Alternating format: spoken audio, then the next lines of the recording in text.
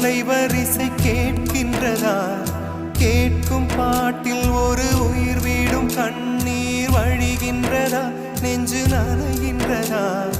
இதயம் கருகும் ஒரு வாசம் வருகிறதா? காற்றில் கண்ணீரை ஏற்றி கவிதை செந்தேனை ஊற்றி கண்ணே உன் வாசல் சேர்த்தேன். போயும் ஜீவன் ஓடும் முன்னே ஓடோடிவா.